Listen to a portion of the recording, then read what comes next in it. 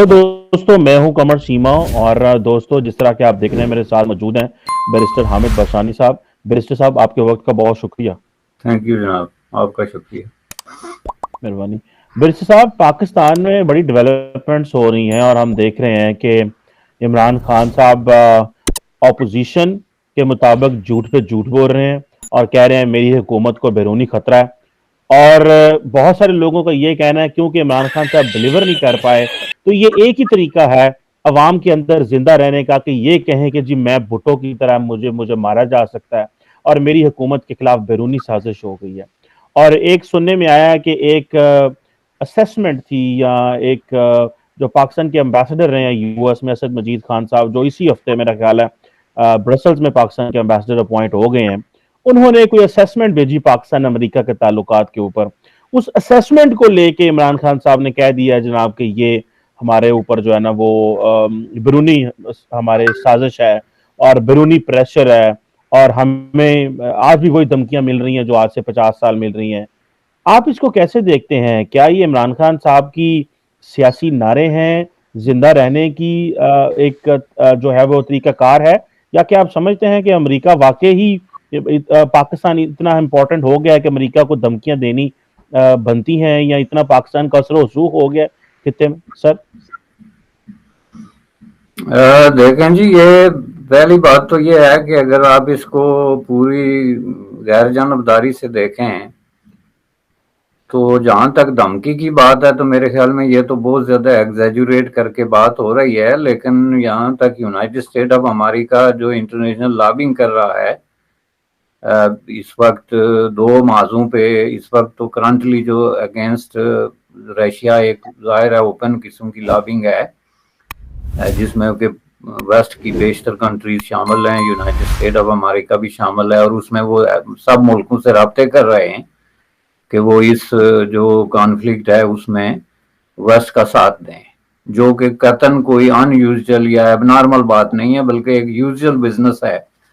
जो डिप्लोमेटिक हल्कों में चलता रहता है। कहीं भी कोई कॉन्फ्लिक्ट है तो जाहिर कंट्रीज अपना काम करती रहती हैं जो उसका हिस्सा है। जहां तक धमकी की बात और इमरान खान की हुकूमत हटाने की बात है, ये मैं समझता हूं कि इस सदी का सबसे बड़ा जो है वो जोक, अगर आप इसको कहें तो ये मुबालगा नहीं है, ये एग्जैजुरेशन नहीं। यानी ये वक्त भी आना था कि यूनाइटेड स्टेट ऑफ अमेरिका जो है वो एक ऐसे क्रिटिकल टाइम पे कि जब उसको एक बहुत ही सख्त किस्म की एक सिचुएशन का सामना है यूरोप में, वो जनाब ये प्लानिंग कर रहे हैं या कोशिश कर रहे हैं कि इमरान खान को कैसे हटाएं। इसको जरा इस नुक्ता नजर से देखें तो इसमें सबसे पहला सवाल ये पैदा होता है कि आखिर इमरान खान ने ऐसा क्या मसला पैदा किया है जो कि यूनाइटेड स्टेट ऑफ अमेरिका के जो मकासद हैं या जो भी उनकी प्लानिंग है उसके रास्ते में कोई रुकावट है। क्या उन्होंने किसी भी इस पूरा जो ग्लोब की 200 के लगभग कंट्रीज हैं उसमें से किसी कंट्री को इमरान खान इन्फ्लुएंस करता है कि उसने कोई यूनाइटेड स्टेट ऑफ अमेरिका की जो लॉबिंग की अटेम्प्ट्स हैं उनके रास्ते में रुकावट बना है? क्या उसने कोई मिलिटरीली या किसी एथिकल किसी और वजह से कोई इतना वेट है कि वो एक इंटरनेशनली कोई एक प्रॉब्लम बन रहा है तो ये यूनाइटेड स्टेट के लिए लाजम हो गया कि उसको हटाया जाए? पहली बात यह है कि जितनी बातें इमरान खान साहब ने की हैं उनकी वो बगैर किसी ओरिएंटेशन के हैं। उन्होंने कभी कोई क्लियर किस्म की कोई स्टेटमेंट नहीं दी है जिसको डिप्लोमेटिक हल्कों में सीरियस लिया जा सके। अब ये इस तरह की बातें पूरी दुनिया को पता है, इंक्लूडिंग अमेरिका को भी पता है। जाहिर है वहां भी पॉलिटिक्स है और पॉलिटिक्स में पॉलिटिशियंस इलेक्शंस के ज़माने में या इस तरह के क्राइसिस के ज़माने में जब उनको कोई इंटरनल चैलेंज हो तो वो इस तरह के बयानात देते रहते हैं, और ये कोई नई चीज़ नहीं है। दिन में जो है वो आपको हज़ारों जगहों पे ऐसे जलसे जुलूस और नारे सुनाई देंगे जहां कोई अमेरिका को गालियां दे रहा है, कोई चीन के खिलाफ बातें कर रहा है। तो ये जाहिर है एक इंटरनल कंजम्पशन होती है जिसको अगर इस तरीके से सीरियस ले लिया जाए कि आप किसी की हुकूमत चेंज करें तो मैं समझता हूं कि फिर दुनिया का निज़ाम चल नहीं सकता, नंबर एक। नंबर दो, जहां तक आप कोई रिसर्च करके देखें तो कहीं भी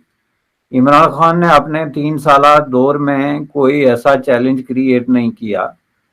एक ओनली इशू जिस पे कोई बात सीरियसली कर सकता है वो अफगानिस्तान का इशू है, جہاں پہ اس نے تھوڑا سا ایک ڈیفرنٹ سٹینڈ لیا، اور ایک دو دفعہ انہوں نے ایسی باتیں کر دی جو کہ نارملی توقع رکھی جاتی ہے کہ بندہ اس کی بات نہ کرے. مثلا انہوں نے جو ایک افغانستان کی آزادی کا لفظ لگایا ایک الائی کے طور پہ، یونائٹڈ اسٹیٹ آف امریکہ کے الائی کے طور پہ،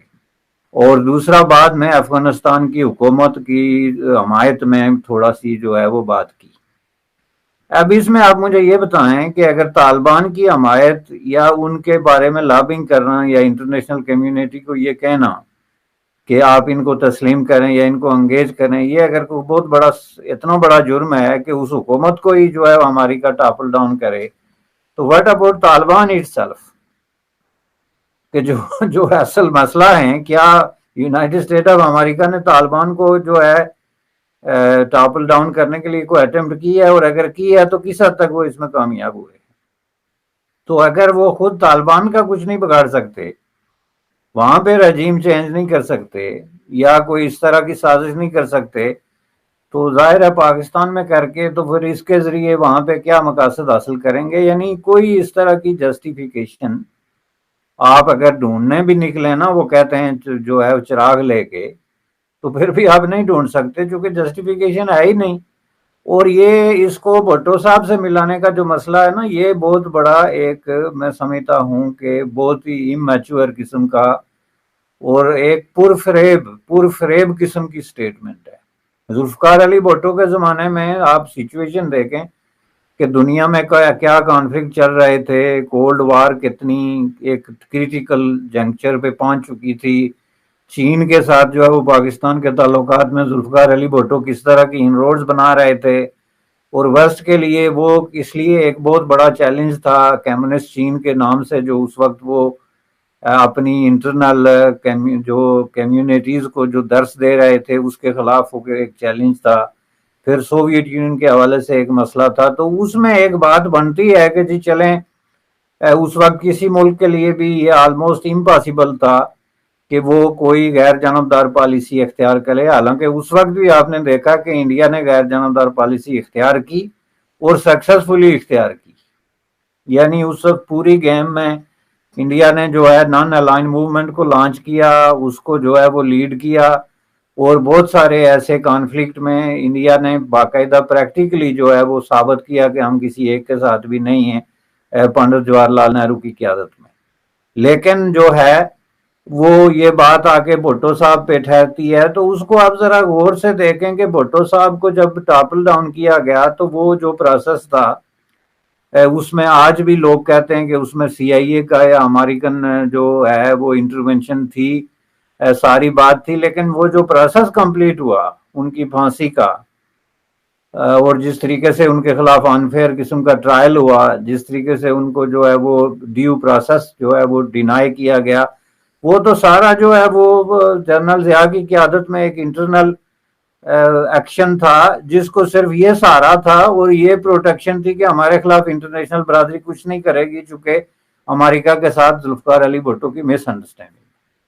لیکن جو پروسیس تھا وہ انٹرنل فورسز نے کمپلیٹ کیا.